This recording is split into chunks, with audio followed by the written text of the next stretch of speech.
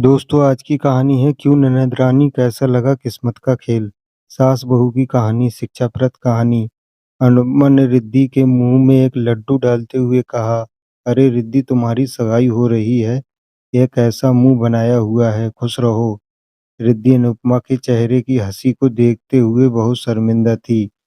उसे वह दिन याद आ गया जब अनुपमा नई नवेली दुल्हन बनकर उसके घर आई थी। रिद्धि ने अनुपमा के साथ बहुत बुरा बर्ताव किया था। माँ भाभी ने तो भैया को फंसा ही लिया। कितने नाजुक गहने लाई हैं मैके से, जैसे इनमें कोई जान ही नहीं है। आपकी तो किस्मत ही फूट गई। मैं इतनी जल्दी हार नहीं मानूंगी रिद्धि। तुम्हारे पिता ने तो कहा था कि हमारी एक ही बेटी है, उसे हम सबसे अच्छी चीजें ही देंगे। कोई ये देता है क्या अपनी बेटी को? छी, लालत है इन गहनों पर। अपने पिता को बोल दो 10 लाख रुपए भिजवा दें, वरना अच्छा नहीं होगा।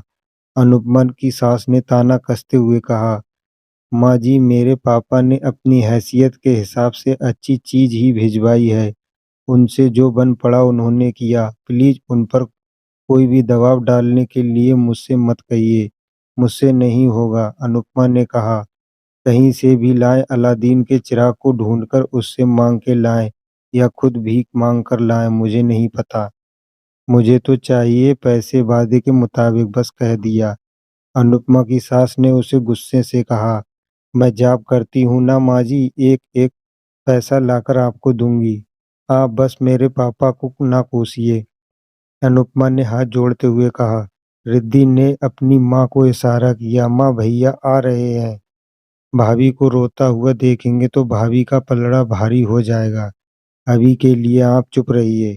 अनुपमा ने कभी राहुल या अपने ससुर से कोई शिकायत नहीं की।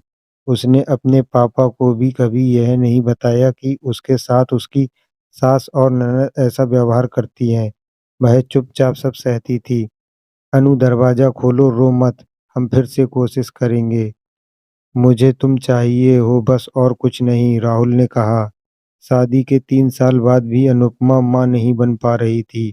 उसे रोज जिस मानसिक स्थिति से गुजरना पड़ रहा था, कहीं ना कहीं यही उसकी वजह थी, क्योंकि डॉक्टर ने सब कुछ नॉर्मल बताया था। शायद माँ जी सही कहती हैं, राहुल मैं नकारा हूँ, और शायद साबित भी, तभी मेरे साथ इतना बुरा हो रहा है।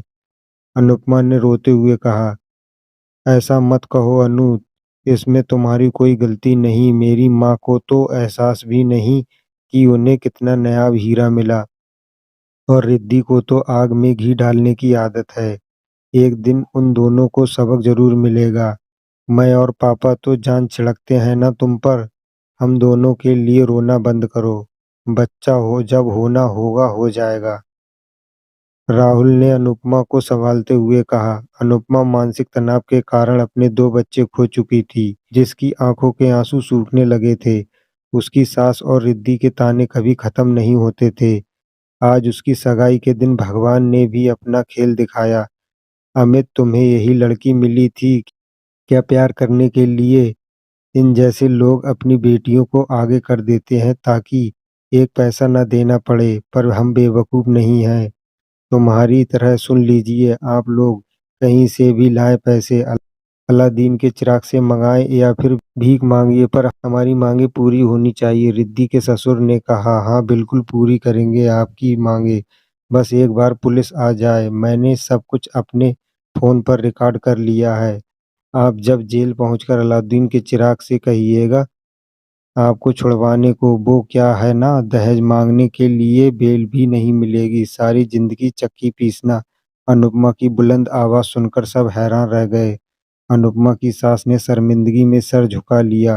कहीं ना कहीं अनुपमा को एक सुकून भी था, क्योंकि उसने इन लोगों के कारण 2 बार अपना बच्चा खोया था, पर उसे गलत का साथ नहीं देना था। मुझे नाज है तुम पर अनु, तुमने अपने लिए कभी कुछ ना कहा, लेकिन उस इंसान के लिए आवाज उठाई जो खुद तुम्हारे दुख का कारण है। राहुल ने अनुपमा के कंधे पर हाथ रखते हुए कहा, मैं भी अगर उन जैसी बन जाऊं तो मुझ में और उनमें क्या फर्क रहेगा? मेरे पापा का खून है मेरे अंदर, और उनकी परवरिश है जो मुझे चाहकर भी बुरा बनने नहीं देती। अनुपमा ने राहुल से कहा। माफ़ कीजिएगा समधी जी और समधन जी, हमसे गलती हो गई, हमें कुछ नहीं चाहिए, बस बच्चों की खुशी में ही हम खुश हैं। रिद्धि के ससुर ने हाथ जोड़ते हुए कहा, याद रखिएगा अंकल जी, हमारी नज़र आप पर होगी, रिद्धि को ज़रा सी भी तकलीफ हुई तो हमसे बुरा कोई ना होगा। राहुल ने कहा। सगाई के बाद रिद्धि ने अनुपमा के पैरों पर गिरकर उससे माफ़ी मांगी। अनुपमा ने कहा, रिद्धि, आज तुम्हारे साथ वही हुआ जो तुमने मेरे साथ किया था। मैं शुरू से ही कर्म में विश्वास रखती हूँ। मैंने वही किया जो सही था और मेरा कर्तव्य भी था। मेरी तुमसे बस यही विनती है, अच्छा करो और अच्छे की उम्मीद रखो। किस्मत कोई अलादीन का चिराग नहीं कि जब घिसा सब मिल जाएगा। अच्छे कर्म करोगी तो ही अच्छा होगा। और हाँ, दूसरों के लिए गड्ढा खोदोगी तो खुद एक दिन उसी गड्ढे में गिर जाओगी। जो बोओगी वही काटना पड़ेगा, इसीलिए संभल जाओ। अनुपमा की सास चुप थी, वह शर्मिंदगी में एक शब्द न बोल पाई। पर राहुल के पिता ने कहा, क्यों उमा, कैसा लगा ऊपर वाले का खेल? आज जिस बहू को तुमने बिना बात के इतना दुख दिया वही तुम्हारे लिए अलादीन का चिराग बन गई। आज उसने घर की इज्जत भी रख ली और हमारे लिए खड़ी भी रही। अनुपमा का हाथ राहुल ने कसकर पकड़ा। उसे अपनी पत्नी पर नाज था। अनुपमा ने भी पुरानी बातें भुलाकर सबको माफ कर दिया। दोस्तों, यह वीडियो आपको कैसी लगी कमेंट सेक्शन में ज़रूर बताएं। वीडियो को लाइक और चैनल को सब्सक्राइब करना ना भूलें।